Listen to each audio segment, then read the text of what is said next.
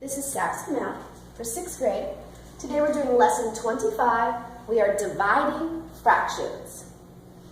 That means we're going to have some whole numbers and some fractions, or some fractions and some fractions, and we're going to want to divide them. Okay, start by writing the problem, please. Let's say we have 2 wholes. We want to divide it into 1/4. You can think about this a couple ways. Either as having 2 wholes, and counting how many 1/4 would fit in there. Or if we said it the opposite way, how many 1/4 could you fit in 2? I like to start by drawing a picture. Here's my 2 wholes, and I've split them into 1/4. This one is in 4 pieces, that one is in 4 pieces. Now using the picture, I can solve the problem. How many 1/4 are there? There are 1, 2, 3, 4, 5, 6, 7, 8. There are 8 of them. 4 equals 8. This is awesome, only it can get a little bit long if this number was much larger or if it was a fraction. So I want to show you, just a second.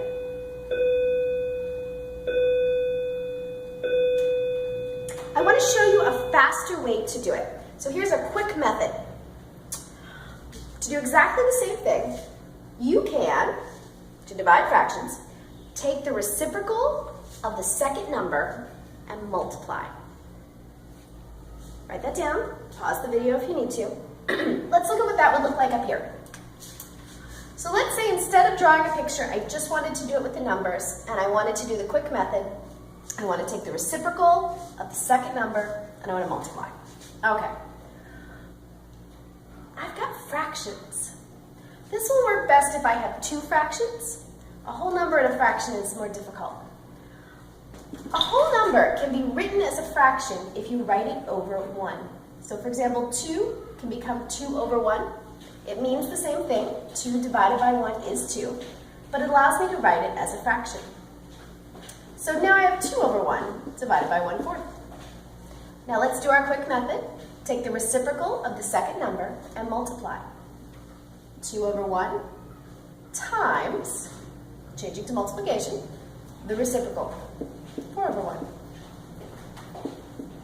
2 times 4 is 8. 1 times 1 is 1. 8 over 1 is the same thing as 8. We get the correct answer, but it might be a bit simpler than drawing pictures for some of your problems. Let's try it with a different problem. This one has 2 fractions. 3/4 divided by 9/10. Now I could draw a picture of 3/4 and I could see how many 9/10 would fit, or I can take the reciprocal of the second number and switch to multiplication. Let's try this method right now. 3/4 divided by 9/10. They're both fractions, so I don't need to put anything over 1. Let's take the reciprocal of the second number. 9/10 becomes 10/9. And we're going to change to multiplication. That was easy. Now let's do a bit of review. I've got 2 fractions to multiply. There's 2 ways I can do this.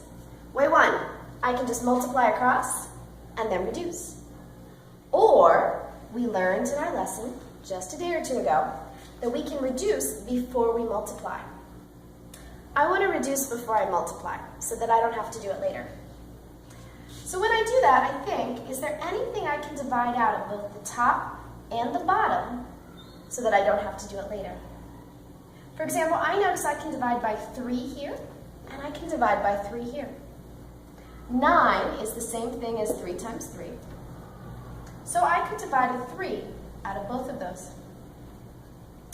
4 and 10, well, they both don't divide by 4, but they both divide by 2. 4 is 2 times 2, and 10 is 2 times 5. I could divide a 2 out of both of those, which would leave me with just a 5 on top, and on the bottom, 2 times 3. 2 times 3 is, of course, 6. There we go. Simple answer. I've got my reduced fraction. You don't have to divide out before you multiply. I could have multiplied across and then divided. That would have been fine. But sometimes doing it this way is more helpful.